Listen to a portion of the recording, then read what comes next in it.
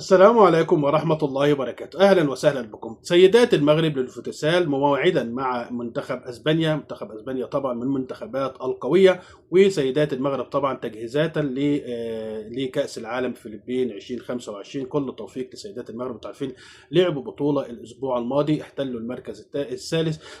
صحيح هزيمة من منتخب البرازيل نتيجة 8، لكن طبعا بيبقى احتكاك مميز جدا، احتكاك قوي، وهم مصممين. والكابتن عادل السيح مصمم ان المنتخب السيدات يمشي على خطى المنتخب الاول الفوتسال، طبعا بقياده الكابتن هشام الدقيق.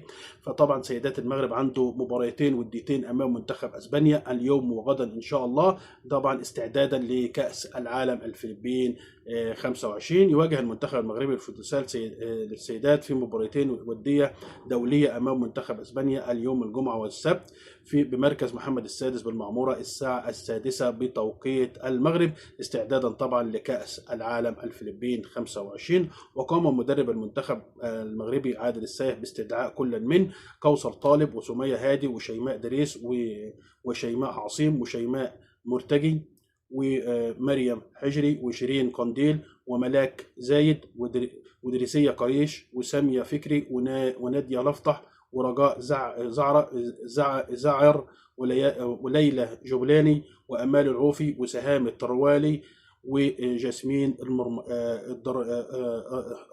الدرماوي. طبعا دول قائمة المنتخب المغربي. بعتذر لو في أي أسامي طبعا ما بقولهاش بالنطق الصحيح، بعتذر لحضراتكم. طبعا مباريتين وديتين أمام منتخب أسبانيا، كل التوفيق إن شاء الله للبقاء الأطلس في هذه المباراة، ويعني هنشوفها خلال الشهور والسنوات القادمة. سيدات المغرب اللي هو حصل على أول بطولة إفريقية خلال هذا العام هنشوفه في مرتبة أو مكانة تانية خلال الأيام أو الشهور القادمة. شكرا لحضراتكم، دمتم في أمان الله وحفظه، والسلام عليكم ورحمة الله وبركاته.